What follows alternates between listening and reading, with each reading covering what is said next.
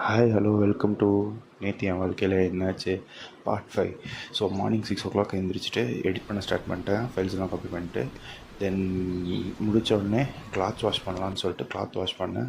நான் எப்பவுமே ஹேண்டில் தான் வாஷ் பண்ணுவேன். ஸோ அதை வாஷ் பண்ணி முடித்த உடனே குக் பண்ணலாம் அப்படின்னு சொல்லிட்டு வெஜிடபிள் ஆஃப் த டே வந்து பிரிஞ்சால் எடுத்திருந்தேன். ஸோ ஃபுல்லாக குக் பண்ணி முடிக்கும்போது டிக் அரவுண்ட் லைக் 20-25 minutes குக் பண்ணுறதுக்கு. ஸோ அது குக் பண்ணி முடிச்சுட்டு then I pack my lunch and morning பிரேக்ஃபாஸ்ட்க்கு ஐ ஹேட் ஆப்பிள். ஸோ அதெல்லாமே முடிச்சுட்டு I got it ready to office and bike எடுத்துகிட்டு திருப்பி ஆஃபீஸ் கிளம்பிட்டேன். And I thought it will be a normal day, fine. But அங்கே office முடிச்சுட்டு தான் வரும்போது தெரியுது it is was 8 o'clock I came. But still அதுக்கப்புறமா எனக்கு மீட்டிங் இருந்தது. அந்த மீட்டிங்லாம் முடிச்சு செஞ்சு and it was around 11-11:30 and the day went off well.